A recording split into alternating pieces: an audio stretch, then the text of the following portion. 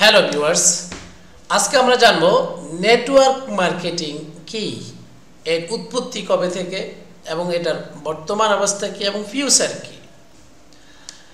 তো চলুন আমি এই নেটওয়ার্ক মার্কেটিং নিয়ে প্রথমত অনলাইনে গুগলে একটা সার্চ দিলাম, হিস্ট্রি অফ নেটওয়ার্ক মার্কেটিং। তো এখানে আমি যেটা পেলাম সেটা হচ্ছে network marketing is a business model that uses personal network to sell product or grow a business. It involves recruiting customer or partner, generating leads, and often includes a training and mentorship process for new required. Some network marketing companies use multi-level marketing by MLM software to help with lead generation.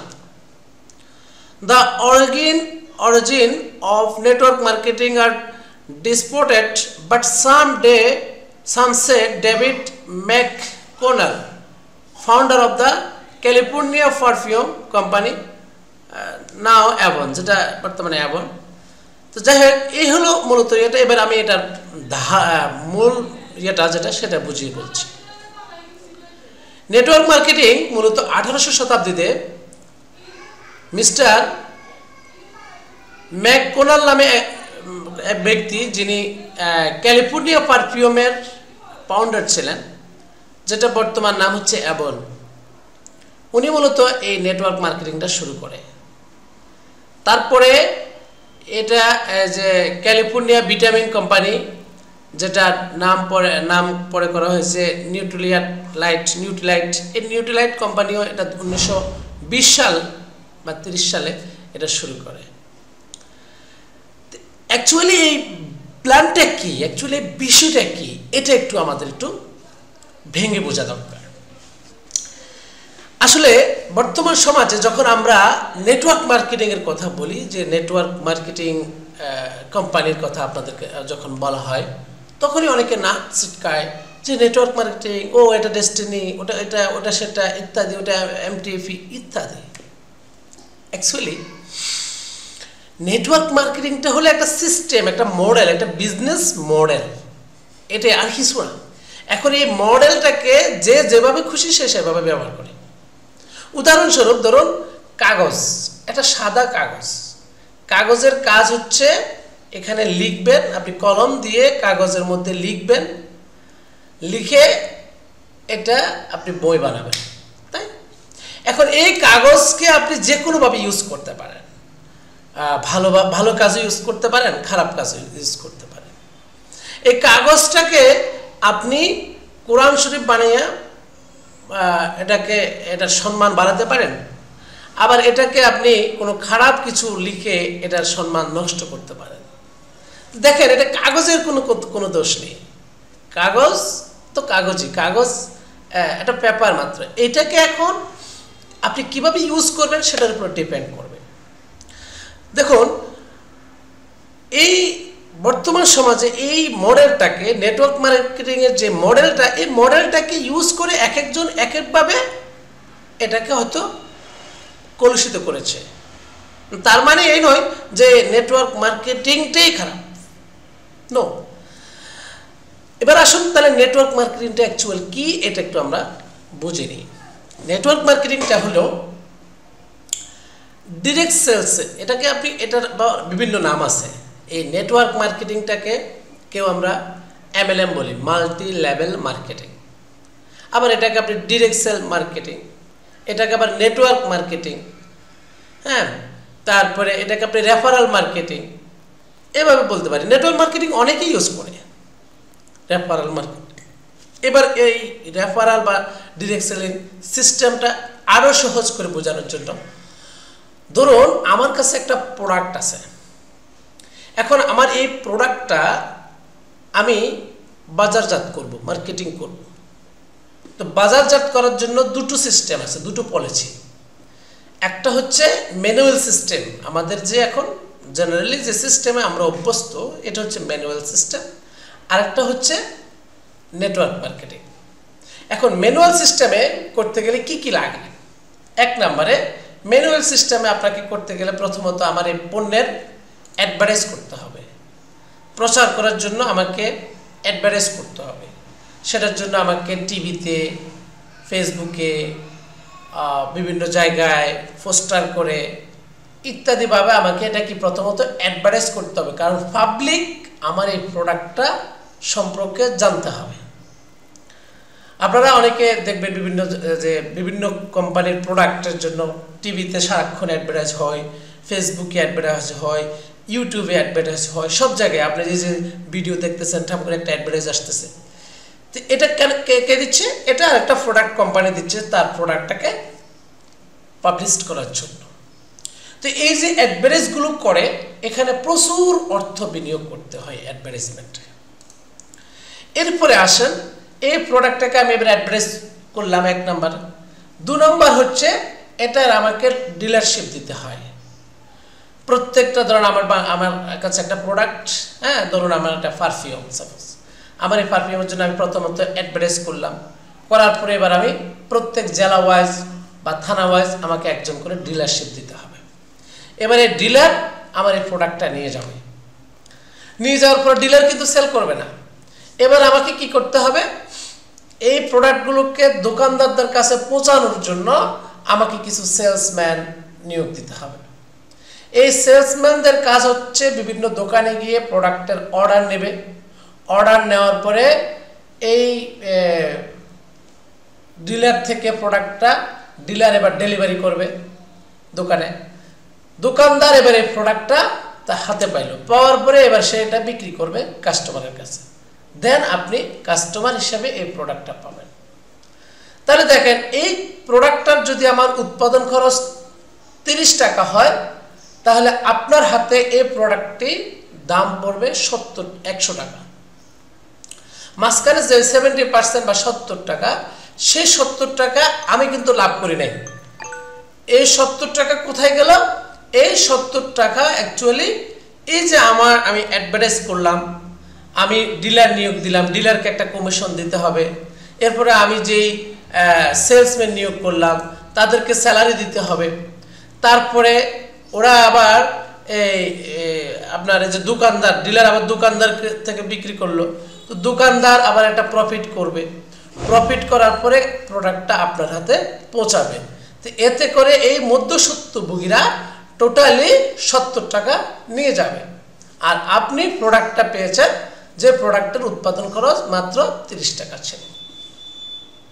তাহলে এটা হচ্ছে আমাদের manual system.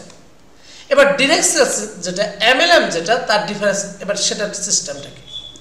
সেটার system হলো সেখানেও commission দিতে হয়, কিন্তু সেই কমিশনটা আপনি একজন ভোক্তা, একজন কাস্টমার সরাসরি সেই 70% কমিশনটা আপনি পাবেন।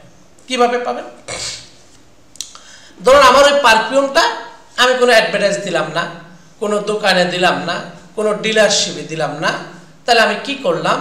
আমি আপনি আমার বন্ধু, আপনাকে আমি ইনফরমেশন দিলাম, দেখ আমি একটা পারফিউম তৈরি করেছি, আমার এটা অনেক সুন্দর, অনেক ভালো গ্রান আছে, তুই দেখ প্রোডাক্টটা ইউজ করতে পারিস। ও আমার থেকে, আমি তখন তার কাছে প্রোডাক্টটা বিক্রি করলাম, ধরুন এই একই দামি ধরলাম 100 টাকায়। তো আমি 100 টাকা বিক্রি করলাম আপনার কাছে, আপনি এটা ইউজ করলেন, করার পরে আপনার কাছে ভালো লাগলো।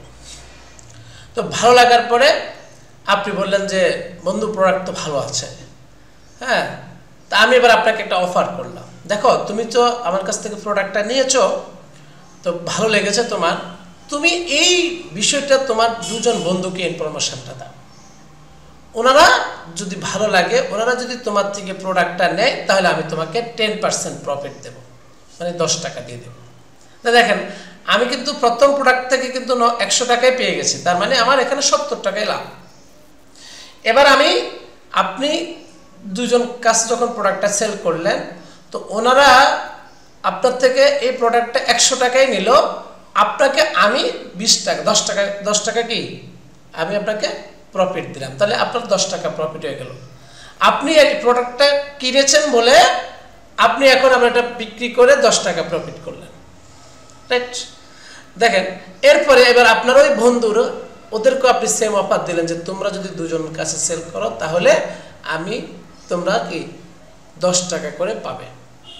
তো উনি আবার আরেকজনের কাছে সেল করলো, তার থেকে তাহলে উনি পাইলো 10 টাকা। এবার আপনি তো পান নাই, এখন সেলস তো উনি করছে, আপনাকে আমি বললাম ঠিক আছে আমি আপনাকে জেনারেশন বোনাস হিসাবে 3 টাকা দিলাম, ঠিক আছে। তাহলে আপনি দেখা গেছে ওনারা দুজনে এখন 4টা বিক্রি করলো, 4টা থেকে আমি আপনাকে যে 3 টাকা করে দিলাম, 3 4 12 টাকা আপনার ইনকাম হয়ে গেল। আচ্ছা, এবার ওই 4 জনে আবার 8 জনের কাছে বিক্রি করলো, ওরা 10 টাকা করে পাইলো, আপনার বন্ধুকে দিলাম আমি 3 টাকা করে, হ্যাঁ 12 টাকা 4টার জন্য, আর আপনাকে আবার আমি 2 টাকা দিলাম। এটাকে বলে জেনারেশন কমিশন। এবং দুই পাশ মিলায় যদি আবার লেফট এবং রাইট হয় সেক্ষেত্রে আবার বাইনারি কমিশন। তো এইটা হচ্ছে মূলত নেটওয়ার্ক মার্কেটিং সিস্টেম। তাহলে আমার এই যে মধ্যসূত্রে যে বুগি যে অপশন, সেটা টাকাটা অ্যাকচুয়ালি আমি আবার আপনাদের মাধ্যমে দিয়ে দিতে পারলাম। প্রফিটটা আমার সমানই থাকবে, আমার 30 টাকা, আমি ওভাবে বিক্রি করলেও আমার প্রফিটটা এরকম এই। তাহলে এই এমএলএমটা মূলত কি, এটা হলো একটা মডেল, এটা একটা সিস্টেম। তাহলে এই সিস্টেমের কোনো দোষ নেই। এখন এটাকে কে বা কিভাবে ইউজ করতেছে সেটার উপর হলো মূল সমস্যা। এখন এই সিস্টেমটাকে কাজে লাগিয়ে কিছু অসৎ ব্যক্তি, বিভিন্ন খারাপ কোম্পানি ইউজ করে মানুষকে ক্ষতিগ্রস্ত করেছে, যার কারণে মানুষের এখন এই প্ল্যাটফর্মের প্রতি সন্দেহ ঢুকে চলে আসছে, এই প্ল্যাটফর্মের প্রতি তাদের ঘৃণা চলে আসছে। দেখুন, বিল গেটস কি বলে, during an annual share holder meeting 1997 সালে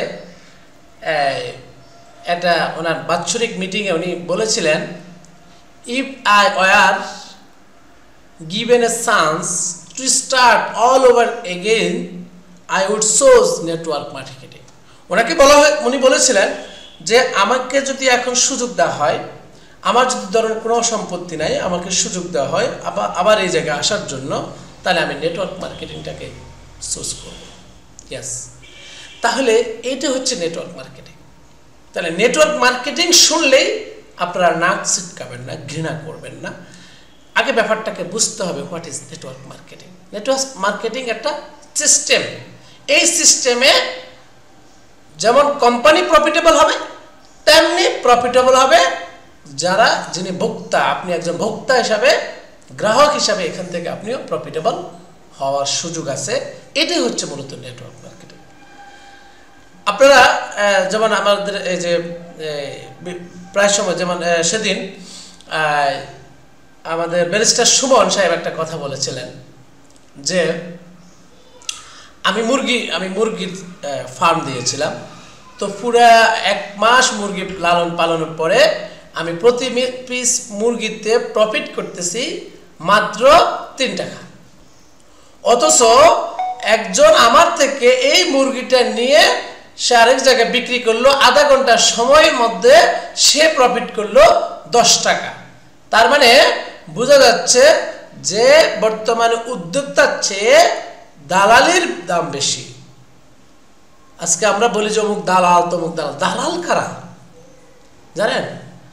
আপনি চাকরি করেন, আপনি দালাল। আপনি মধ্যস্বত্বভোগী, আপনি দালাল। আমরা সবাই দালাল, সব মানুষই দালাল। যাই হোক, দালাল মানে হল মিডিয়া। প্রত্যেকটা আপনি যে কাজটাই করে সেখানে কোনো মিডিয়া রিলেটেড আছে। তো যাই হোক, এখন আমি যেটা আপনাকে বলার চেষ্টা করতেছি, তাহলে এই যে মধ্যস্বত্বভোগী 70% যে প্রফিটটা নিয়ে যাচ্ছে, সেটাকে যদি আমরা তাদেরকে না দিয়ে মূলত যদি আমি সেটাকে নেটওয়ার্ক মার্কেটিং সিস্টেমে নিয়ে যাই, তাহলে এই 70 টাকা আমার যিনি প্রোডাক্টটা, যেমন আপনি আমার কাছ থেকে প্রথম পারফিউমটা নিলেন, নেওয়ার পরে আপনি এটাকে পাবলিসিটি করলেন, আপনি বাকি এখান থেকে প্রফিট নিচ্ছেন। তাহলে আপনি একজন ভোক্তা, পাশাপাশি আপনি একজন সেলসম্যান, আপনি এখান থেকে কি প্রফিটেবল হয়ে যাচ্ছেন। That's is network marketing. তাই নেটওয়ার্ক মার্কেটিং শুনলেই আমরা নাক ছিটকাবো না, ঘৃণা করবো না। নেটওয়ার্ক মার্কেটিং সিস্টেমটা ভালো, অনেক সুন্দর, কিন্তু এই নেটওয়ার্ক মার্কেটিংটাকে ইউজ করে কিছু অসাধু ব্যবসায়ী, যাদের প্রকৃত অর্থে কোনো ব্যবসা নেই, প্রোডাক্টের গুণগত মান ভালো না, তারাও এখানে দেখা গেছে ইনভলভ হয়ে তারা এই নেটওয়ার্ক মার্কেটিং যে মডেলটাকে কলুষিত করেছেন। এজন্য অবভিয়াসলি আপনি এই নেটওয়ার্ক মার্কেটিং কোনো প্ল্যাটফর্মে আসলে অবভিয়াসলি আগে কোম্পানির কতগুলো সিস্টেম, যে কোম্পানিটা অ্যাকচুয়ালি ভালো কিনা সে বিষয়গুলো আগে আইডেন্টিফাই করবেন। সেটি আইডেন্টিফাই করার জন্য আমার একটা ভিডিও আছে, কি করে বুঝবেন আপনার কোম্পানি সাস্টেইনেবল। হ্যাঁ, ওই ভিডিওটা আমি এই ভিডিও ডেসক্রিপশন বক্সে দিয়ে দেব, আপনারা সেখান থেকে ভিডিওটা দেখতে পারবেন যে আপনি কি করে বুঝতে পারবেন যে আপনি যে নেটওয়ার্ক মার্কেটিং প্ল্যাটফর্মে আসবেন সেটা সাস্টেইনেবল সোর্স কিভাবে করবেন। আশা করি এখান থেকে আপনারা সফলতা পেতে পারেন। জি, নেটওয়ার্ক মার্কেটিং করে আপনার ভাগ্যকে আপনি পরিবর্তন করতে পারবেন, যেমনটা বিল গেটস উচ্চারণ করেছেন। আপনিও ইনশাআল্লাহ সে অনুযায়ী যদি নেটওয়ার্ক মার্কেটিং প্রকৃত ভালো কোম্পানি সাস্টেইনেবল কোম্পানিতে যদি আপনি নেটওয়ার্ক মার্কেটিং করেন, তাহলে আপনি এখান থেকে আপনার স্বপ্ন পূরণ করতে পারবেন। That's all. ভিডিওটি শেয়ার করে আপনার বন্ধুদের জানিয়ে দিন।